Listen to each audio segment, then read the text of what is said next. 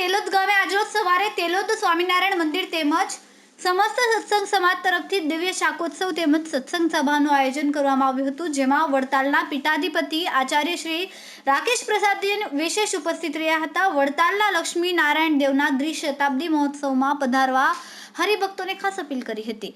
કાનમ પ્રદેશમાં ભગવાનની બહુ મોટી કૃપા છે, જ્યાં સ્વામિનારાયણ ભગવાન સ્વયં વિચરણ કરી ગયા હતા, તેમજ કાનમ પ્રદેશના ગામો સંતોને વધુ પ્રિય છે, કારણ કે કાનમના ભક્તોને પ્રેમ અદ્વિતીય છે।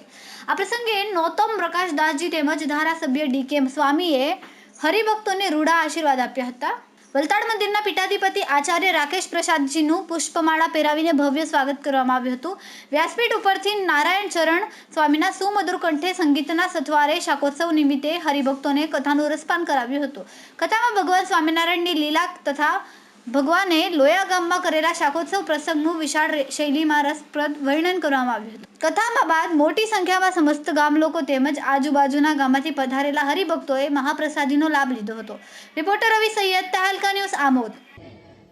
20 વર્ષ જ્યારે પૂર્ણ થયા હોય અને એની સાથોસાથ વડતાલ ધામમાં વિરાજમાન શ્રી લક્ષ્મીનારાયણ દેવ આદિક દેવોના દ્વિશતાબ્દી મહોત્સવના ઉપક્રમે આ દિવ્ય શાકોત્સવનું જે આયોજન કરવામાં આવ્યું છે, ત્યારે આ શાકોત્સવના પ્રસંગે આપ સર્વે ભક્તોને, જેમણે પોતાની મધુર અને રસાળ શૈલીથી શાકોત્સવની દિવ્ય ગાથા કથાનું શ્રવણ કરાયું છે, એવા ખૂબ વિદ્વાન જૂનાગઢ પ્રદેશના શાસ્ત્રી સ્વામી શ્રી નારાયણ ચરણદાસજી સ્વામી આ શાકોત્સવ